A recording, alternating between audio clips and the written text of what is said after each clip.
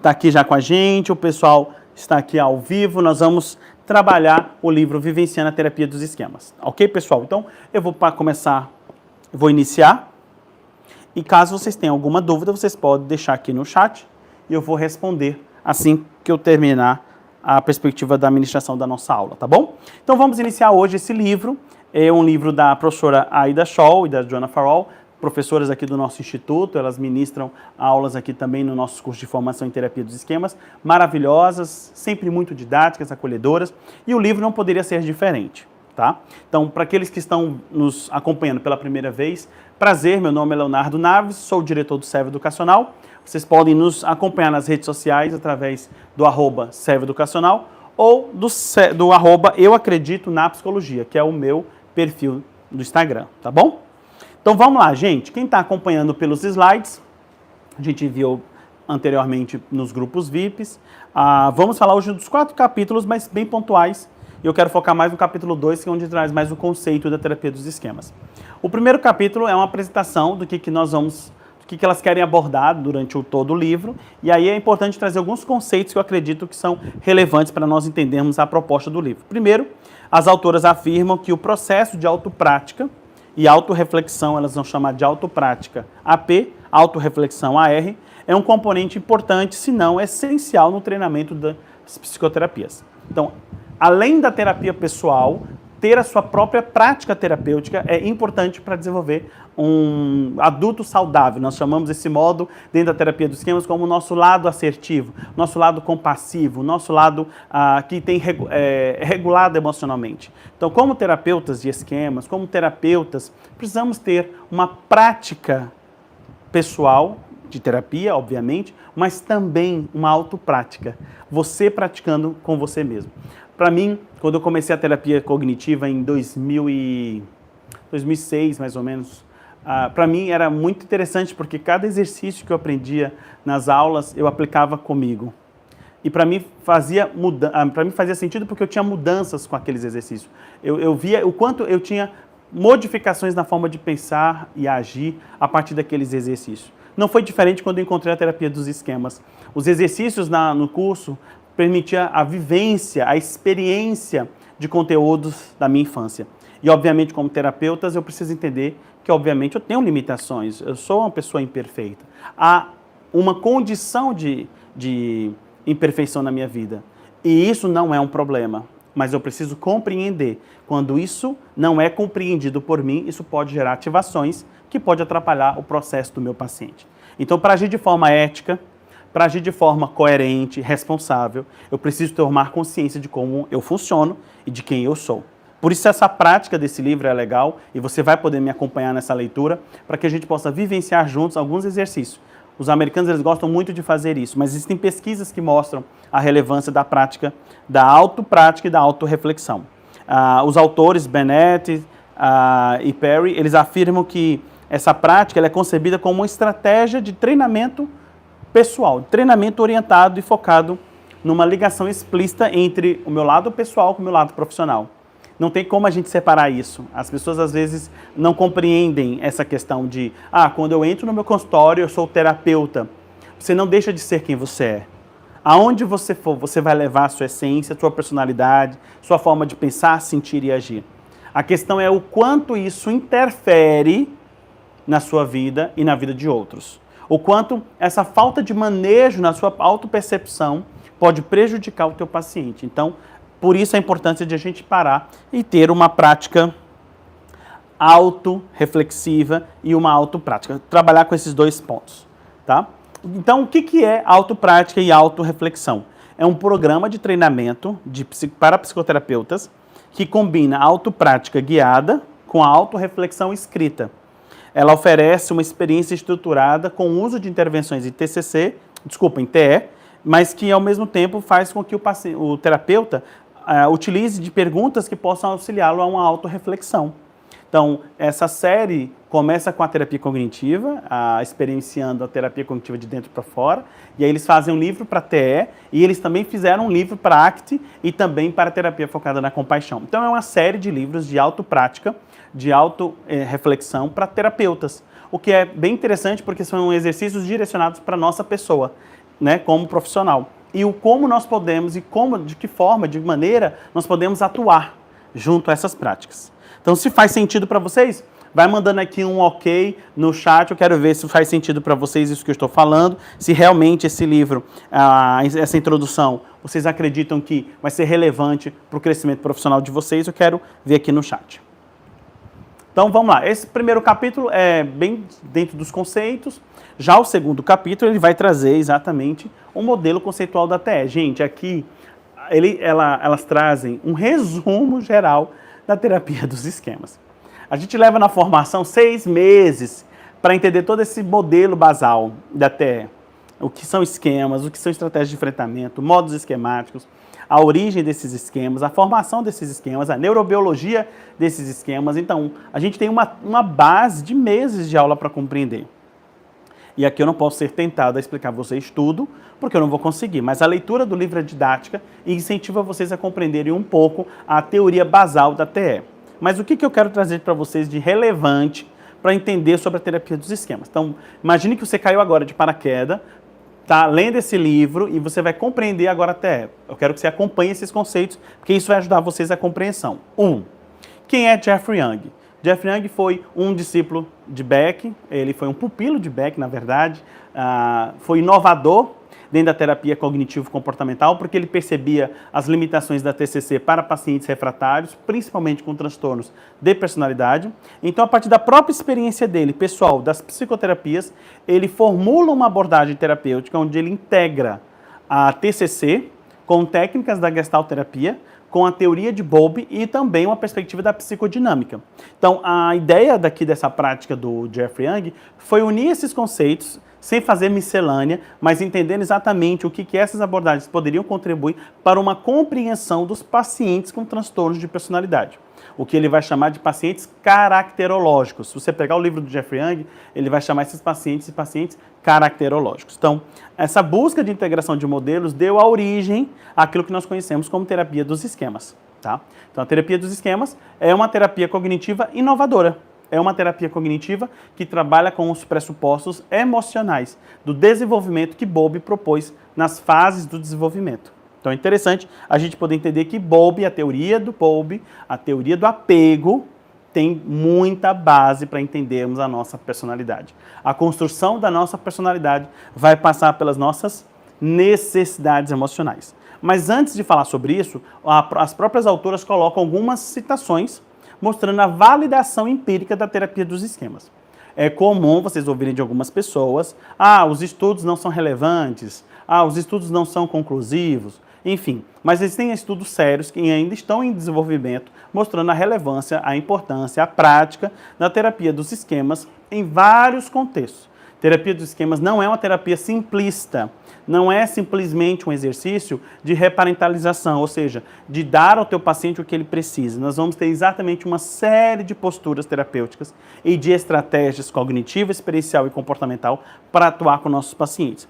E aí ela traz vários estudos provando, por exemplo, a terapia dos esquemas aplicada a problemas conjugais, a pacientes com transtornos alimentares, a transtorno de personalidade borderline. As próprias autoras desenvolvem a terapia dos esquemas em grupo para paciente border, porque quando o Jeffrey Young iniciou, ele iniciou para pacientes individuais, para terapia individual. E aí ela traz uma série de validações empíricas mostrando que a TE tem sim uma base empírica comprovando sua importância e sua relevância no mundo. E até em estudos de multicentros, ou seja, replicando em muitos centros, vendo a validade das suas estratégias e da sua psicoterapia, do seu sistema psicoterápico, tá? Então vamos lá. Então, em cima dessas validações, em cima dessa compreensão empírica, em cima dessa construção do Jeffrey Young, eu preciso entender que há necessidades emocionais. Então, quando a gente estuda Bowlby, né, a terapia focada nas emoções, a terapia dos esquemas, elas são duas terapias que têm muita compreensão da teoria de Bowlby. Então, quando a gente estuda a teoria de Bowlby, as necessidades emocionais que a gente tem ao nascer e até o sepultamento, né, até o sepulcro, como ele diz, né, do nascimento até a morte, nós estaremos carregando na nossa vida figuras de apego, pessoas que têm relevância na nossa vida e que vão nos preencher emocionalmente. E aí ele traz o seguinte: na teoria, Bowlby entende que existem necessidades emocionais e que essas necessidades fazem parte do desenvolvimento. O que o Jeffrey Young foi fazer? Foi estudar exatamente que em cada época, em cada período do nosso desenvolvimento, isso contribui para a formação da nossa personalidade.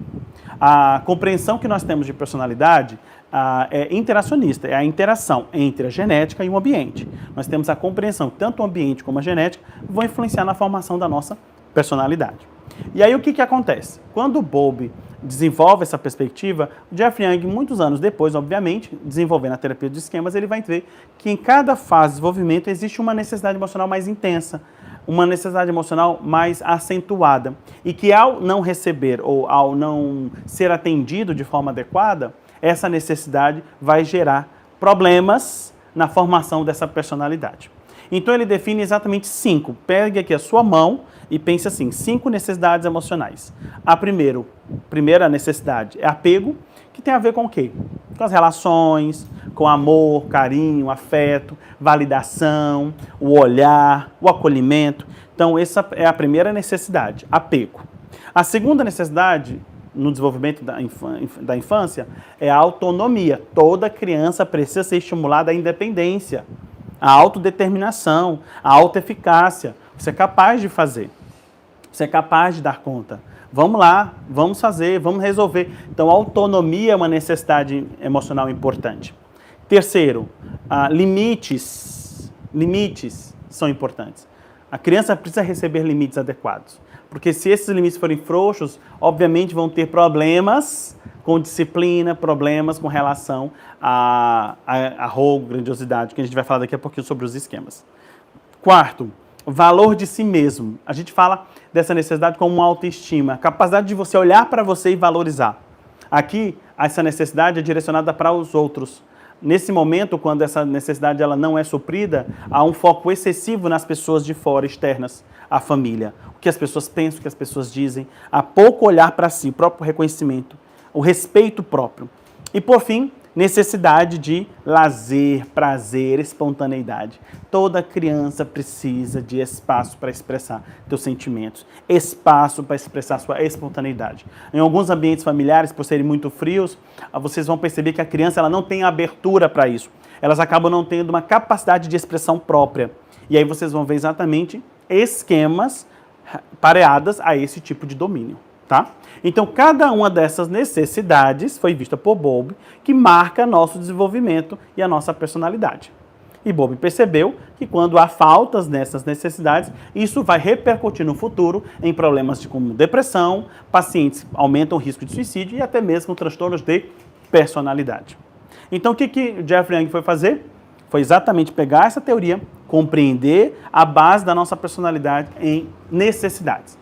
Por isso, uma das principais estratégias terapêuticas, uma das principais estilísticas do terapeuta em TE será a reparentalização limitada. E o que é a reparentalização limitada? Nada mais do que você, como terapeuta, vai usar o set terapêutico para suprir emocionalmente o teu paciente naquelas necessidades que ele precisa. Se é apego, apego. Se é autonomia, autonomia. Se é limites, limites adequados. Se é espontaneidade, espontaneidade. Se é o valor de si, o respeito, é isso que nós vamos oferecer. Então, a gente vai oferecer ao nosso paciente aquilo que ele precisa. Mas por que limitada? Porque a gente entende que nós não somos pai nem mãe, mas seremos bons cuidadores no set terapêutico e fora dele. Iremos manifestar aos nossos pacientes esse acolhimento, essa postura de um bom pai e de uma boa mãe. Tá? Então, essa estilística da TE é transformadora na prática. Porque as relações passam pelo apego. E os nossos pacientes construirão conosco uma relação de vínculo, uma relação de apego. E aí cabe a nós exatamente nutrir essas necessidades, para que eles possam ser reparados naquilo que eles não tiveram na sua infância e no seu desenvolvimento. E continua não tendo, porque acaba, por conta do viés de confirmação, nas suas relações eles acabam confirmando pessoas que continuam não suprindo emocionalmente. Então eles vão procurar parceiros, a Amélia vai falar daqui a pouco sobre a química esquemática, vão buscar exatamente aquelas pessoas que não suprem emocionalmente, que não dá match na tua necessidade. Pelo contrário, dá match no teu esquema disfuncional e desadaptativo. E por isso é chute, porrada e bomba. Né? Por isso que em alguns casais é chute, porrada e bomba. Bom, eu deixar a Amélia falar porque ela vai explicar direitinho como é que a coisa acontece. Então, dentro da teoria de Bowlby, Jeffrey Young pegou, compreendeu, desenvolveu os domínios, 5 domínios. Quando as necessidades emocionais não são supridas nesses domínios, tem a formação dos esquemas. Então, os 18 esquemas iniciais desadaptativos, chamados de AIDs, vão contemplar estes domínios, essas necessidades. Então, o primeiro domínio, que é o domínio de apego, quando o apego não foi suprido, quando o apego não foi manifestado, quando não houve uma nutrição emocional, quando não houve uma capacidade dos pais ou dos cuidadores de devolver essa criança, de dar essa criança, de nutrir emocionalmente essa criança, a gente vai ver esquemas do primeiro domínio, do apego. Então, nós temos o quê? Primeiro, abandono e rejeição. 2, desconfiança e abuso.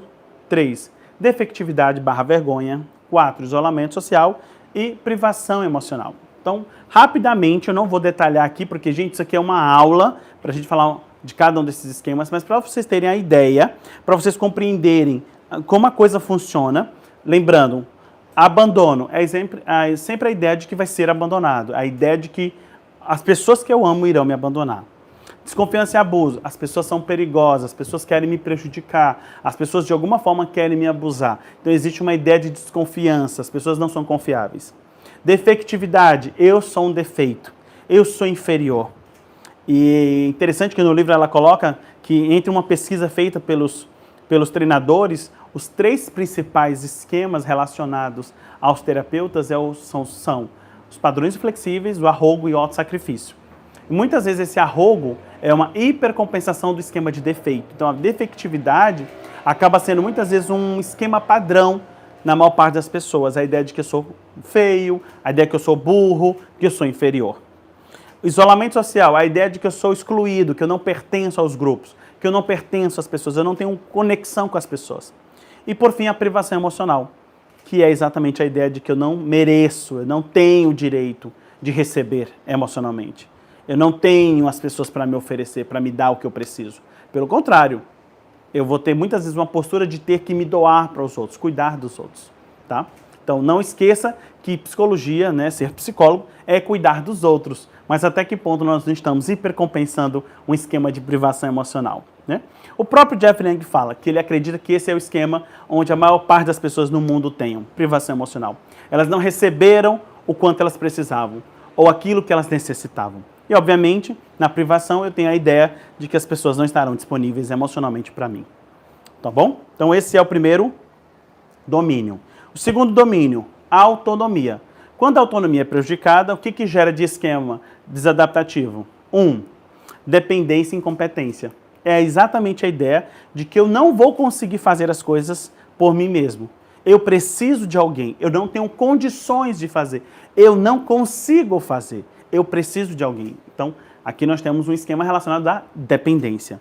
Vulnerabilidade é outro esquema muito associado com os transtornos de ansiedade.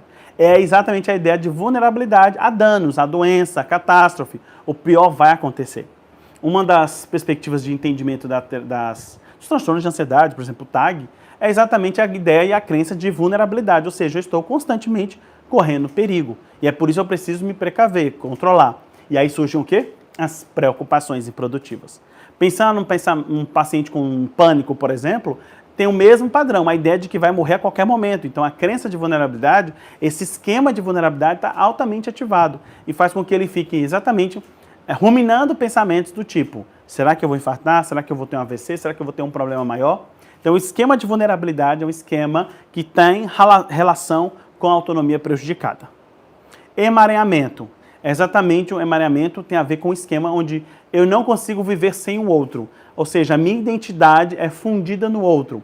Geralmente com um dos pais, né, ou dos cuidadores. Vocês vão perceber exatamente a semelhança na postura, no agir, no falar, a conexão entre os dois, como se não houvesse permissão de se separar. E muitas vezes o conflito quando um deles decide se relacionar com outras pessoas e isso se torna motivos de conflitos e ciúmes e também até da própria conflito com a própria identidade. Então, o emaranhamento é um esquema também bem delicado de ser trabalhado. Fracasso é a ideia constante de que eu sou um fracassado, de que eu não tenho condições de ter sucesso. Eu não vou conseguir.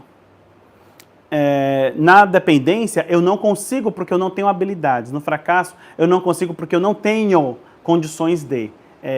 eu não vou conseguir chegar, eu não vou ter habilidades para chegar. Então, a ideia do fracasso ela é constante para algumas pessoas, mesmo tendo sucesso.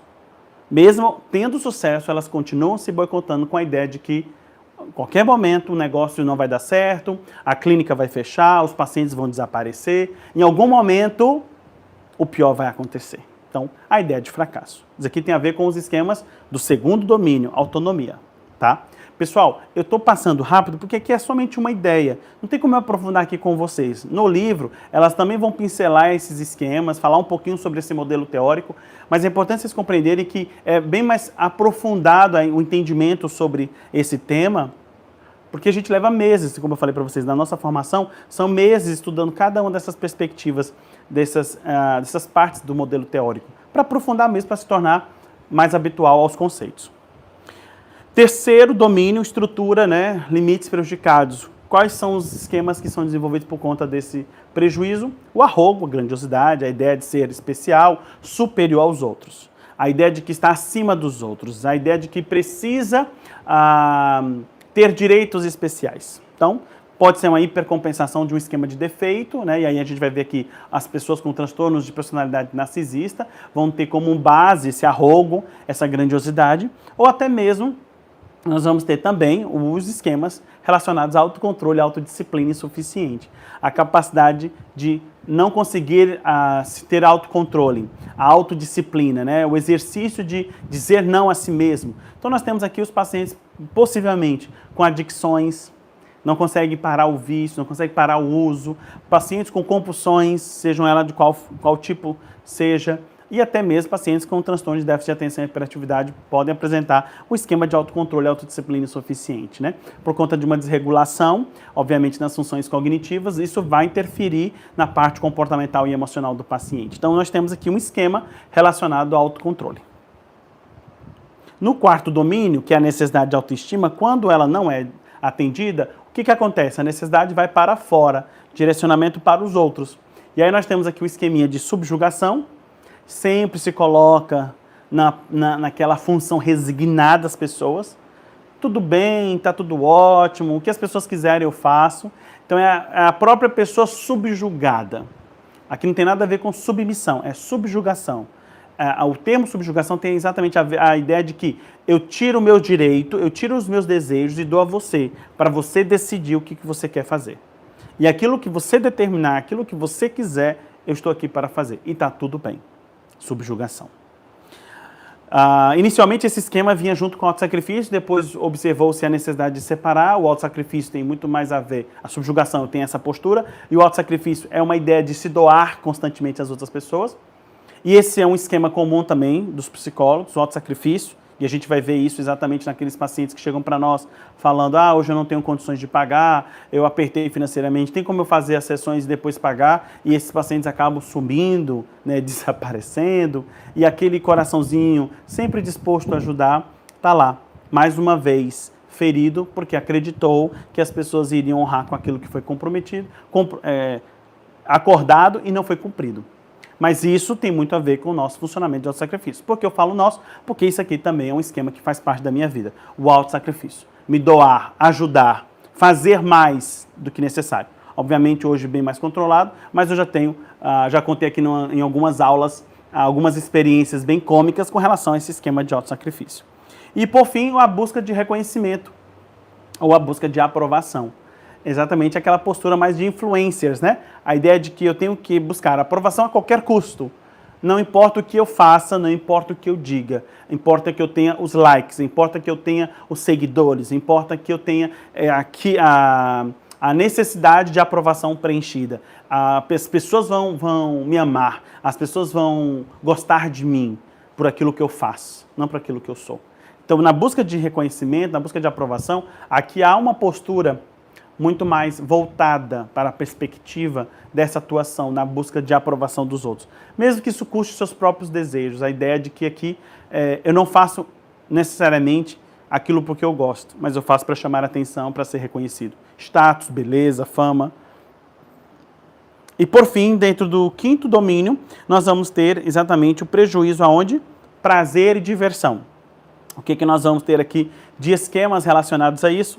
o negativismo, né, / pessimismo, inibição emocional, padrões inflexíveis e postura punitiva. Esses 4 esquemas contemplam o 5º domínio, que tem a ver com prazer e espontaneidade, que foram prejudicados, que é exatamente o esquema, o domínio de hipervigilância e inibição. Então, o que é o negativismo, o pessimismo? É a ideia de que tudo é ruim, tudo é negativo, nada vai dar certo. Há uma ideia de uma visão em túnel, onde, para mim, tudo de ruim vai acontecer. Há um pessimismo na vida, há um negativismo com relação à vida. Um outro esquema associado é a inibição emocional, que já é aquele esquema que tem a ver com a ideia de que eu não posso expressar os meus sentimentos. Então vocês vão perceber que alguns homens, uma boa parte dos homens, tem um esquema de inibição emocional. Não é permitido se expressar muito, não é permitido falar muito. Culturalmente, os homens não são permitidos a expressar muitos sentimentos. Então, chorar, expressar até alegria, pode ser muitas vezes interpretado como questões sexuais. Isso é coisa de menina, isso não é coisa de menino, e acaba que isso vai gerando bloqueios, obviamente, na expressão dos seus sentimentos. E aí nós temos aqui um esquema de inibição emocional. Este esquema de inibição emocional acaba se tornando um padrão dentro dos relacionamentos. A dificuldade de se expressar, de falar dos teus sentimentos, de se colocar numa posição vulnerável. Porque nas relações nós precisamos estar numa posição de vulnerabilidade para que haja vinculação. Padrões inflexíveis. Aquela postura perfeita, fazendo tudo certo, tudo tem que ser perfeito. Alta exigência, padrões inflexíveis. Se não for daquele jeito, está ruim. Se não for daquela forma, está ruim. Não consegue ter a capacidade de flexibilizar os acontecimentos, né? Flexibilizar o inesperado, porque faz parte da vida. Então, os padrões inflexíveis fazem parte exatamente de um contexto no qual o paciente entende que ele tem que ser o melhor, dar o seu melhor, mas não no sentido de grandiosidade, para derrubar os outros ou porque se sente especial. Não, porque eles se cobram muito, se exigem muito. E por mais que eles façam, a ideia é, eu não fiz o suficiente. E por fim, a postura punitiva ou caráter punitivo. São aquelas pessoas que têm um esquema na personalidade, um traço na personalidade, que o viés é punir as pessoas pelos seus erros. Tanto se autopunir, flagelos, enfim, de várias maneiras, como também punir os outros, ou seja, ter uma postura na vida de criticar, de exigir, de punir as pessoas por suas falhas, por seus erros. Se houve uma falha, se houve um erro, cai em cima, vai direto. E traz uma repercussão, é bem desgastante, né? É um esquema onde essa pessoa, ela não somente ela se sente assim, ela se coloca nessa posição, mas ela também se coloca como juiz das outras pessoas. E critica, e julga, e tem uma postura que acaba afastando, obviamente, as pessoas nas suas relações, porque a postura ela é muito rígida, e principalmente baseada na crítica, no defeito, ok? Na punição. Então esses são os 18 esquemas que contemplam os 5 domínios. E aí o que o Jeff Frank percebeu ao trabalhar com os pacientes com transtornos de personalidade? Ele percebeu que quando vários esquemas se ativavam, eles manifestavam um modo. E o que é um modo? O que são os modos? Modo são estados emocionais momentâneos que podem ser ativados por situações específicas do nosso dia a dia. Essas situações ativam os nossos botões emocionais, nossos modos. E aí ele vai definir exatamente, inicialmente, os modos em 3 tipos disfuncionais. Os modos infantis, os modos de enfrentamento disfuncionais e os modos pais disfuncionais. E um 4º tipo de grupo que seriam os modos funcionais, que tem a ver com o nosso adulto saudável e com a nossa criança feliz. Mas quando a gente fala de modo criança, a gente vai falar de 2 modos específicos, 3 na verdade. O modo criança vulnerável, isso aqui lá no início da teoria, tá gente? Esse livro não é recente, então vocês vão ver que esses modos, nós temos outros modos já hoje, mas o livro ele não contempla ainda. Então, o que eles, na época até então escrito, o que eles trazem aqui no livro? O modo criança vulnerável, que é aquele modo que quando é ativado, traz uma vulnerabilidade, uma ideia de medo, de tristeza, de pânico, de estar só. Quando esses esquemas são ativados em conjunto, gera uma sensação avassaladora de pânico, de medo, de desespero, de estar sozinho. O modo criança zangada é o oposto, já vem muito mais com raiva, com ira. E o modo criança indisciplinada, impulsiva, vem exatamente com essa perspectiva da falta do limite. É aquele modo infantil que você tem, que você fala as coisas na cara da pessoa, você agride as pessoas, você fala o que não deve, acaba tendo decisões, ou comprando coisas, ou fazendo coisas que depois se arrepende, e a gente vai ver que exatamente isso tem a ver com um modo, uma face, um lado seu que de vez em quando ele surge, que é o modo criança indisciplinada / impulsiva. Esses seriam os modos infantis. O que a gente precisa fazer com esses modos? Quais são os nossos objetivos dentro da terapia dos esquemas? Sempre que um modo criança vulnerável ele é ativado, a gente vai acolher. Sempre um modo criança vulnerável, quando ele surge, a gente acolhe. E o que acontece com alguns pacientes?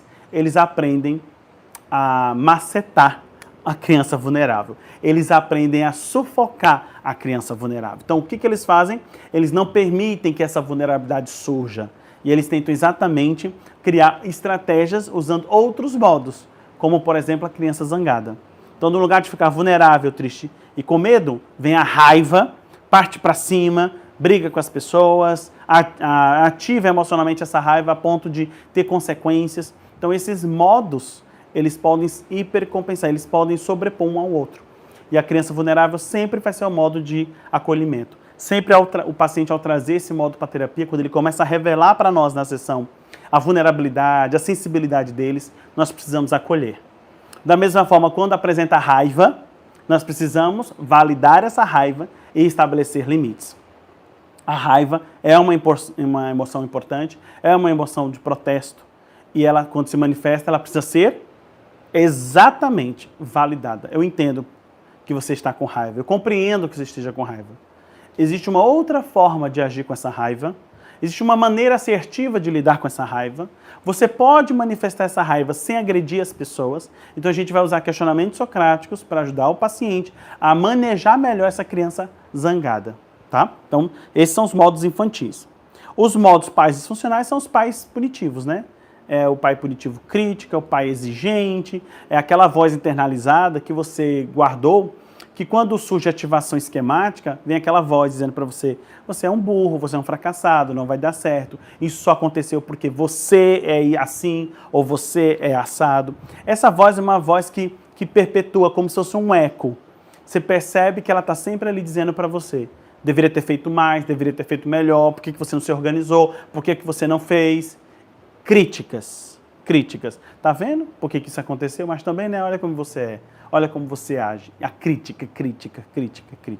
Esses pais internalizados, hoje a gente já nem usa mais essa nomenclatura pais, mas interno crítico, interno exigente, é exatamente para nomear essa voz internalizada que foi não somente dos pais, cuidadores, professores, pessoas na qual você se relacionou ao longo da sua vida.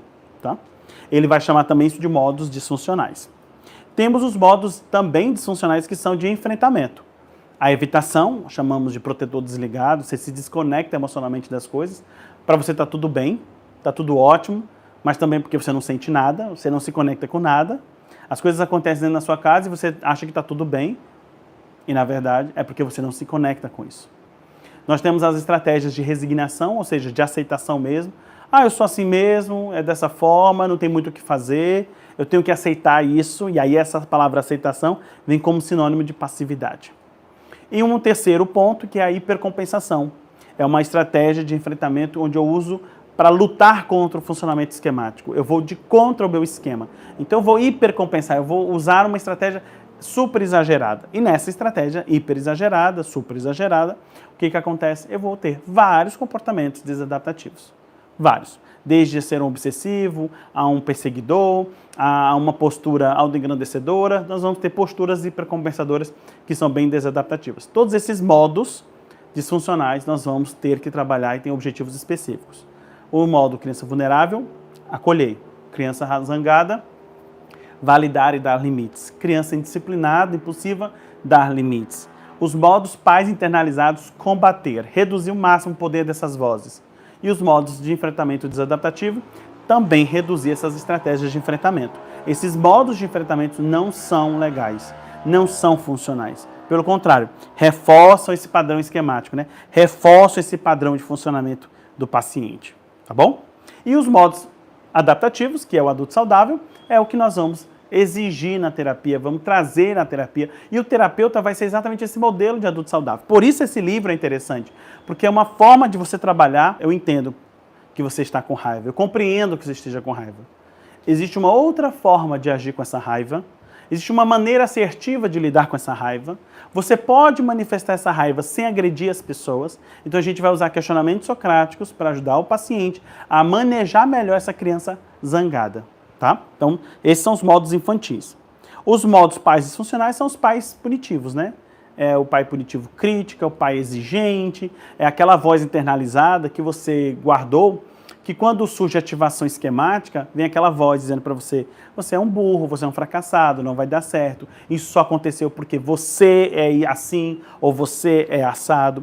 Essa voz é uma voz que perpetua como se fosse um eco. Você percebe que ela está sempre ali dizendo para você, deveria ter feito mais, deveria ter feito melhor, por que você não se organizou, por que você não fez? Críticas. Tá vendo por que isso aconteceu? Mas também, né, olha como você é, olha como você age. A crítica. Esses pais internalizados, hoje a gente já nem usa mais essa nomenclatura pais, mas interno crítico, interno exigente, é exatamente para nomear essa voz internalizada que foi não somente dos pais, cuidadores, professores, pessoas na qual você se relacionou ao longo da sua vida. Tá? Ele vai chamar também isso de modos disfuncionais. Temos os modos também disfuncionais que são de enfrentamento. A evitação, chamamos de protetor desligado, você se desconecta emocionalmente das coisas, para você tá tudo bem, tá tudo ótimo, mas também porque você não sente nada, você não se conecta com nada. As coisas acontecem dentro da sua casa e você acha que tá tudo bem, e na verdade é porque você não se conecta com isso. Nós temos as estratégias de resignação, ou seja, de aceitação mesmo. Eu sou assim mesmo, é dessa forma, não tem muito o que fazer, eu tenho que aceitar isso, e aí essa palavra aceitação vem como sinônimo de passividade. E um terceiro ponto, que é a hipercompensação.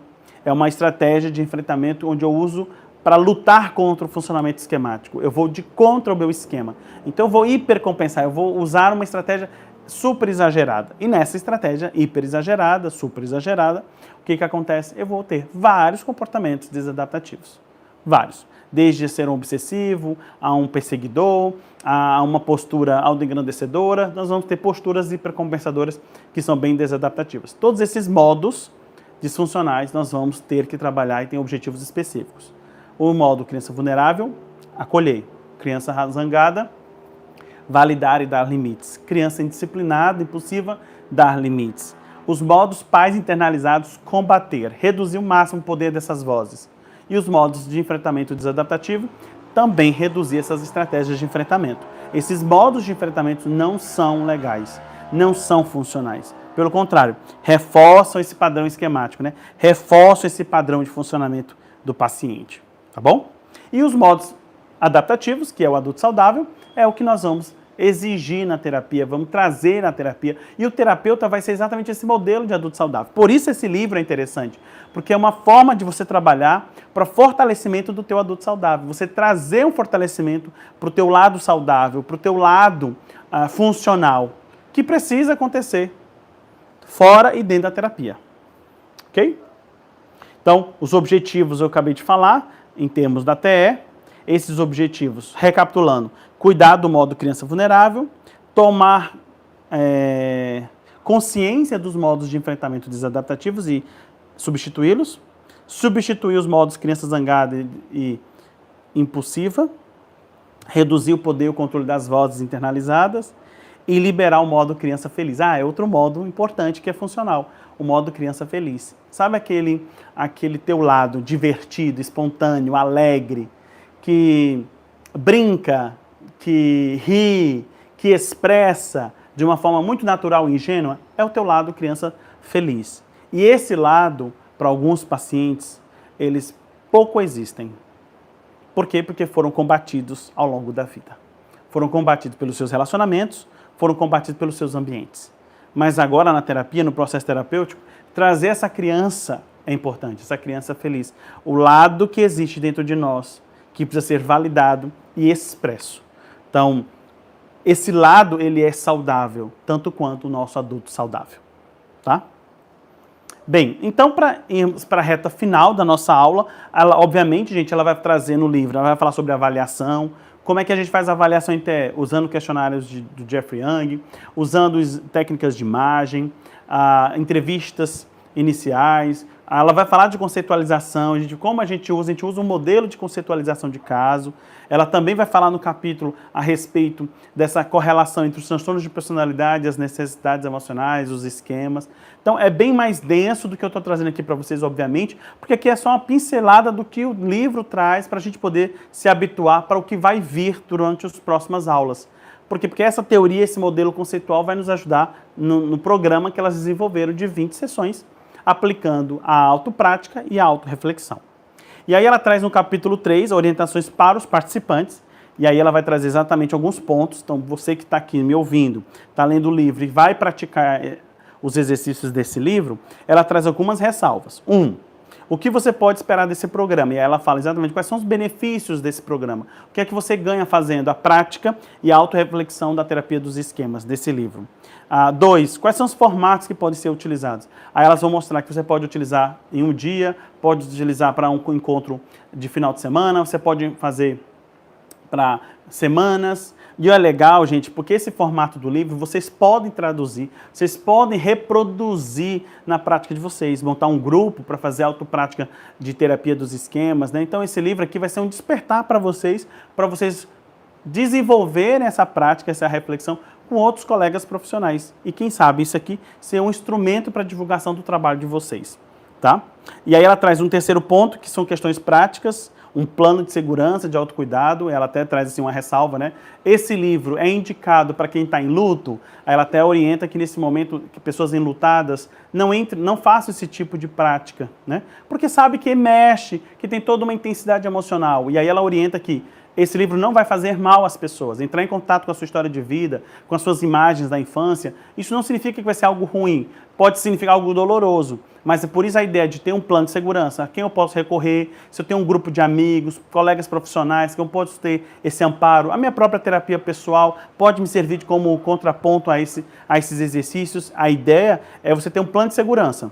O que você pode fazer caso você sinta que está perdendo o controle. Ela vai até falar do burnout, o esgotamento, a quantidade de horas que nós trabalhamos, a quantidade de horas que nós dedicamos emocionalmente aos nossos pacientes. Terapia dos esquemas não é uma terapia simplista, é uma terapia de muita base emocional, de muita conexão emocional. A importância de reparentalizar o teu paciente. E por fim, ela vai apresentar o programa, o exemplo de 3 terapeutas, mostrando como os exercícios funcionaram na prática deles durante o programa de 20 sessões. E aí ela traz, a partir da próxima aula, eu vou trazer o programa, vai ser dividido em 20 encontros. Cada encontro ela tem uns exercícios. E eu vou trazer aqui para vocês, para a gente não passar muito tempo estudando esse livro. Eu vou fazer de forma compacta aquilo que é mais relevante de cada capítulo, para a gente poder trazer aqui até para praticar e até para a gente compartilhar esses exercícios, tá bom? Então essas seriam instruções básicas para quem está lendo esse livro. E por fim, orientação aos facilitadores, ou seja, quais são as orientações para quem vai liderar o grupo, quais são as características que essa pessoa no grupo deve ter, quais são as características desse líder, quem deve entrar no grupo. Então são orientações básicas para a formação desse grupo, para orientações do próprio terapeuta, tá bom? Então essas orientações vocês podem pegar no livro, vocês vão ter o terceiro e o quarto capítulo só de orientações. E a partir da próxima aula a gente inicia exatamente os módulos, que elas vão dizer 20 módulos, e cada módulo vai ter exercícios específicos dentro de uma estrutura de tratamento, de autoprática e de autorreflexão para nós terapeutas. Então, não percam, porque na próxima aula eu vou trazer já para vocês alguns exercícios e a gente vai começar a falar sobre esses exercícios e como é a nossa experiência utilizando essa prática de autorreflexão e de autoprática. Ok? Então, essas seriam as nossas orientações finais. Gente, partindo agora para o nosso tempo final, eu gostaria de saber de vocês exatamente alguma dúvida do que foi explanado até agora para vocês. Se há alguma dúvida, manda aqui no chat. Nós estamos... o pessoal aqui que está colocando faz todo sentido, Léo. O pessoal falou aqui também. Eu fiz a formação em TE com vocês, aprendi super, aplico sempre. Que bom, Vanessa, muito bom. O link da Amélia, ela já vai ficar aqui com a gente. Eu vou sair daqui a pouquinho, ela já vai entrar. para falar com vocês. O livro, esse livro aqui, tá, gente? Vivenciando a terapia dos esquemas de dentro para fora, Ida Shaw e Jonah Farrell, tá? Esse é o nosso livro que nós estamos utilizando como base. Então, você vai estudar os próximos capítulos para a nossa próxima aula. Hoje nós falamos do capítulo 1 ao 4 e nós vamos usar os outros capítulos a partir das próximas aulas. Pelo menos 2 ou 3 a cada encontro, tá bom? Perfeito, gente. Então, dúvidas?